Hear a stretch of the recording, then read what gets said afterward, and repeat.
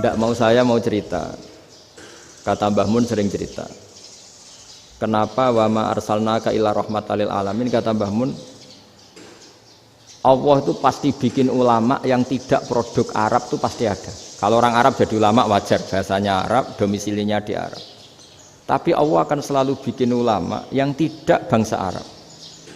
Imam Ghazali itu Tus itu Persia. Imam Bukhari itu kira-kira kalau sekarang ikut Uzbek. Ya, Imam Bukhari itu kalau negara sekarang ikut mana? Uzbek. Kenapa demikian kata Mbah Mun? Karena Allah sudah ngendikan wa ma arsalnaka illa kafatan linnas. Manusia semua ini kena khitabnya Islam.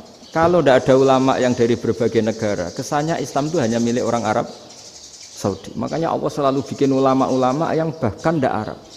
Termasuk Imamul Muhaddisin, yaitu Imam Bukhari, itu orang Uzbek, orang Rusia lah kalau sekarang, ikut Uni Soviet dulu. Imam Ghazali itu orang Persia. Syekh Nawawi itu orang Banten. Karena Allah ingin memaklumatkan bahwa Islam ini untuk semua, sehingga orang yang tidak Arab pun bisa belajar Islam, yang alimnya itu nggak kalah sama orang apa? Arab. Makanya ini PR ya. Kalau Gus Dah Ploso nanti ngendikan suatu saat orang belajar Islam itu bahkan orang Arab pun bisa belajar ke Indonesia. Kalau orang Indonesia bisa alim betul kayak dulu. Sekarang banyak liga antar ulama. Itu orang Indonesia pasti masuk. Ulama-ulama top dunia. Itu pasti orang Indonesia banyak yang masuk. Karena tadi ketika orang Indonesia baca kitab, itu orang Arab itu kagum. Kok bisa tidak bahasanya baca secara benar? Bukan sekedar bisa baca secara benar. Karena memang dilatih sedemikian rupa di pondok-pondok. Makanya kita semua lah, yang alim di Indonesia itu kemana-mana ya pasti alim. Dulu putra Mbah Mun namanya Gus Zofur itu tahun pertama ya sudah the best di tahun pertama. Kalau tahun pertama the best-nya ilmunya bawaan dari sarang, dari keluarganya. Gus Najim mondok di Said Muhammad tahun pertama sudah dipuji sebagai yang teralim karena ya sanggup. Kalau dipujinya tahun ketiga, tahun keempat kan mungkin dapat dari sana. Ini tahun pertama. Saya ulang lagi tahun pertama. Karena pengajaran di Indonesia itu luar biasa di pondok-pondok ini. Makanya kalau dalam anekdot pondok itu cerita-cerita lucu itu. Ada orang Jakarta ngaji, setelah di kelas itu pelengahan terus. Melihat jendela, lihat pintu terus. Lama-lama gurunya marah. Kamu diajarin kok enggak punya sopan, melihat pintu terus enggak memperhatikan guru. Anak Betawinya jamnya lucu. Habis Pak Guru bohong. Kenapa ya? Kamu Pak Guru bilang Ja'a Zaidun, Zaid datang. Tak lihat enggak ada yang datang. Setelah itu contoh nasab kan ro'a itu Zaidan. Saya melihat Zaid, saya enggak melihat Zaid. Contoh ketiga yang jer kan maror tu bi Zaidin. Saya berjalan ketemu Zaid. Pak Guru diam di situ enggak jalan-jalan. Jadi saking detailnya Indonesia dia cari. Kalau rofa Ja'a Zaidun. Kalau nasab ro'a itu Zaidan, kalau jar marortu bi Zaidin. Nah si murid Betawi ini karena pertama sekolah, ngiranya gurunya itu cerita, Zaid datang. Makanya dia ngelihat pintu terus, mana katanya datang kok enggak datang-datang. Nah, dengan latihan seperti itu, kemungkinan orang Indonesia salah itu kecil karena memang dilatih betul. Saya ulang lagi karena memang dilatih betul. Sehingga ketika orang Indonesia ini yang cerita seorang wartawan, ini kisah nyata. Kalau ini tidak anekdot, kisah nyata. Ada wartawan internasional ngeliput Ramlah itu di Gaza, ya, di Palestina. Wartawan Indonesia ini hanya bisa bahasa Inggris. Dijak ngomong bahasa Arab. Terus dia bilang saya tidak bisa. Saya tidak bisa. Saya bisanya ngomong Inggris. Tapi apa yang terjadi setelah sholat? Si Indonesia ini jadi imam pakai sholat jariyah lagi. Baca bismillah benar, bismillahi jar karena mudhof ilaih.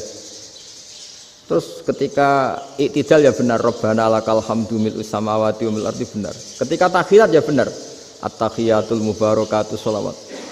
Sama orang Arab ini diambungi. Orang Arab kalau senang orang itu dicium. Kamu tawaduk, sebenarnya kamu itu ahli bahasa Arab.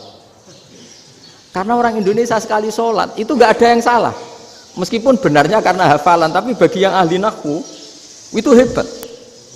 Misalnya kita kalau ngapalkan kan Bismillahi, Bismi jar karena ba, Allahi jar karena mudhof ilaih, Ar-Rahmani jar karena sifat, Ar-Rahimi karena sifat, Alhamdu rofa karena mubtada, Lillahi jar karena ada huruf jarli, Robbi jar karena sifat. Sebetulnya tidak karena pinter, tapi karena hafalan. Tapi orang Indonesia hebatnya itu benar terus. Rabbana lakal hamdu, ya kan? Alhamdu rofa, terus mil'us samawati ya rofa karena sifat. Sehingga terus orang Indonesia kalau sholat di Timur Tengah itu dipuji karena makhrajnya ya benar, rofa nasabnya juga benar. Nah itu di negara lain tidak ada enggak Indonesia. Orang Cina itu sering bikin marah orang-orang Arab karena kalau dongo itu enggak fasih kayak orang Indonesia. Orang Indonesia kalau dongo ya Allahumma Allahumma tohir tohir qalbi qalbi. Orang Cina ini yang jadi guyon di Arab. Allahumma Allahumma tahir tahir kalbi kalbi gitu. Itu kan bedanya jauh. Itu orang Arab pertama membiarin, lama-lama kalbun kalbun entak gitu. Maksudnya asu-asumu gitu. Karena dia bilangnya qaf itu kaf. Jadi kalau Allahumma do Allah tahir, kula aturi nyucekno panjenengan kalbi ing asu ingsun kan. Tapi kalau qalbi itu ati ingsun, tapi kalau kalbi anjing ingsun. Bedanya qaf sama kaf. Ana arah-arah kalbun-kalbun entak. Asu-asumu maksudnya kan. Tapi padahal orang Cina itu paling dilihat teksnya ya pakai qaf. Orang Indonesia enggak, mulai kecil dilatih sak fase-fase. Sampai ya sulit betul latihan Fatihah itu. Kalau di Kudus malah sampai 3 bulan Fatihah itu. Sampai at-tahiyyatu kurang lagi, kurang bersih. At-tahiyyat sampai gitu. Sampai ada cerita itu orang dipanggil maftuhin itu enggak melengak, harus maftuhin. Baru melengak. Tapi barokahnya itu orang Indonesia kalau dongo memang benar-benar Allahumma tahhir qalbi. Ya Allah sucikan hati kami, bukan tahhir kalbi. Karena sekali jadi kaf itu maknanya anjing saya, ya Allah sucikan anjing.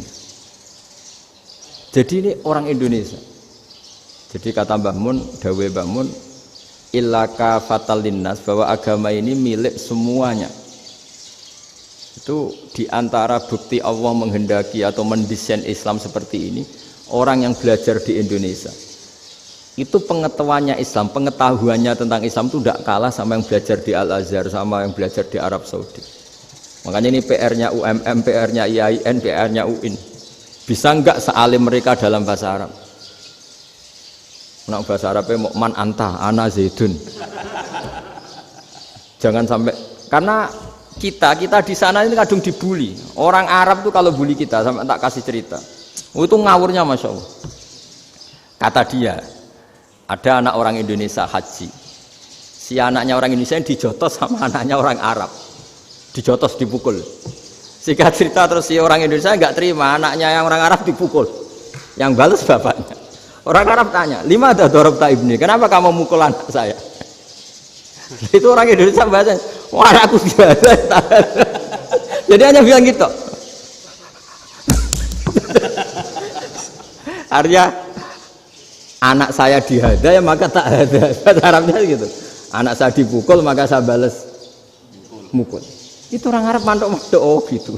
Paham?